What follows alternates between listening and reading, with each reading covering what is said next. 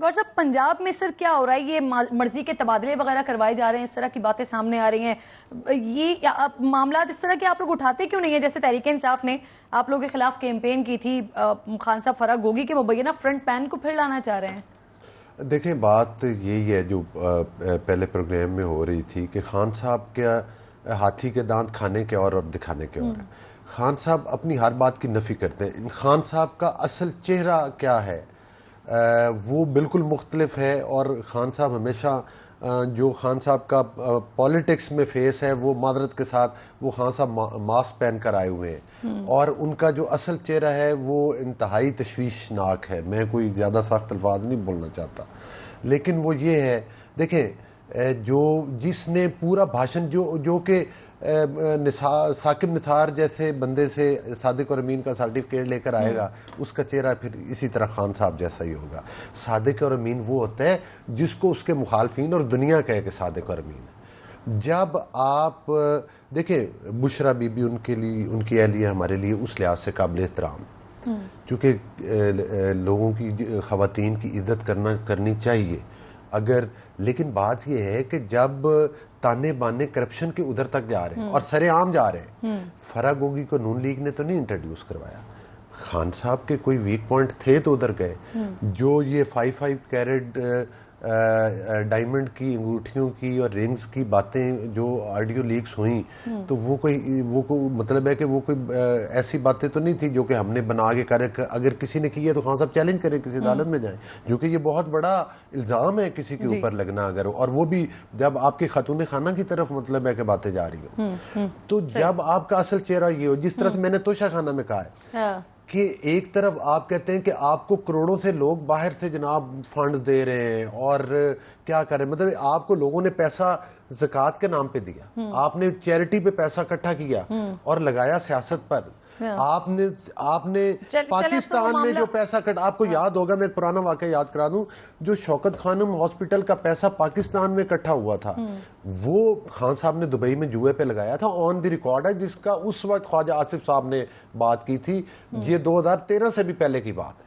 صحیح. اچھا سر، اب ذرا اس معاملے پر بھی بات کر لیتے ہیں. حکومت نااہلی کی مدت 5 سال کرنے کی قانون سازی کرنے جا رہی ہے، ڈرافٹ ریڈی ہو گیا اس کے اوپر؟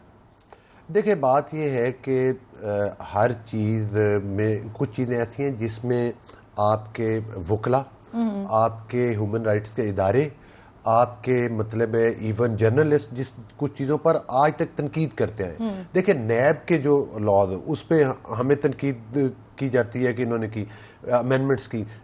پی ٹی آئی خود یہ امینڈمنٹس ان کے اندر سے یہ وعدے ہیں کئی دفعہ آن دا فلور. آپ کی جو مطلب پوری ہماری ہم جس کو کہتے ہیں جو ہماری صحافی برادری ہے، اس میں سے مین لوگ جو تھے تجزیہ کار، بڑے بڑے صحافی، کالم نگار، وہ کہتے تھے کہ یہ، اور وہ تھے بھی. میں آج کہتا ہوں میں کوئی اس پر ڈیبیٹ آگے کر لے، 90 دن کا ریمانڈ لے لینا صرف الزام پر کس لیے؟ لوگوں نے خودکشیاں کی اس کے اندر. آپ پولیٹیشن کو چھوڑ دیں، آپ پولیٹیشن کو چھوڑ دیں. نہیں، اس پر ہونا چاہیے. ویسے میرے ذاتی طور پر علم میں نہیں ہے، لیکن اس پر گفتگو ہو رہی تھی اور یہ ہونا چاہیے. یہ زیادتی ہے، مطلب لائف ٹائم تو بالکل یہ نہیں ہے نا، کوئی خدا نہ خواستہ کسی نے کوئی قتل تو نہیں کیا نا.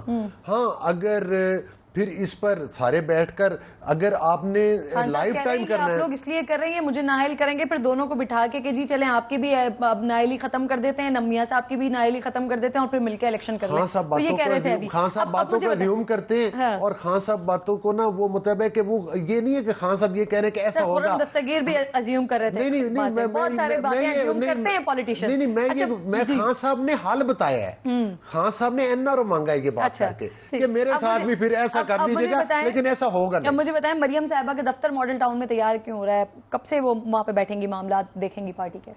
نہیں، ماڈل ٹاؤن تو ان کی اپنی ذاتی پراپرٹی ہے، ان کا پرانا گھر ہے. ہمارا پبلک سیکریٹریٹ ہے ہی وہ لاہور میں ہماری پارٹی کا. تو وہ کہاں کب سے وہاں پہ بیٹھیں گی؟ مریم صاحبہ اب بھی ادھر بیٹھتی ہیں، آتی جاتی ہیں. دفتر تو نہیں تھا وہاں پر، اب بنا رہے ہیں. نہیں، آفس تھوڑا سا یہ ہوگا. مریم صاحبہ ایونٹ کوئی ہو تو آتی جاتی ہیں، لیکن جو ماڈل ٹاؤن ہے میرا نہیں خیال کہ اس میں کوئی فردر، وہاں پر کافی رومز ہیں، اچھے آفیسز آلریڈی بنے ہوئے ہیں، کسی آفس میں بھی آ کر بیٹھ سکتی ہیں. لیکن ہو سکتا ہے یہ تو ہمارا مطالبہ ہے کہ مریم صاحبہ کا الگ سے آفس نہیں بن رہا کوئی؟ مریم صاحبہ کو ادھر ماڈل ٹاؤن میں آ کے آفس میں بیٹھنا جو ہمارے پارٹی کا آفس ہے، پبلک سیکریٹریٹ ہے، ہماری پارٹی کا مطالبہ ہے، ہم لوگوں کا مطالبہ ہے. بالکل ہے.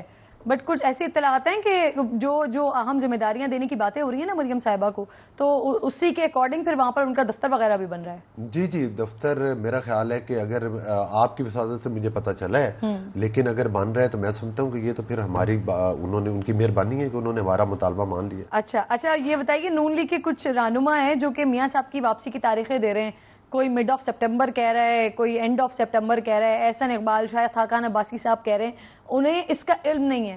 یہ کیا ہو رہا ہے پارٹی میں؟ کچھ لوگوں کو معلوم ہے، کچھ کو نہیں معلوم۔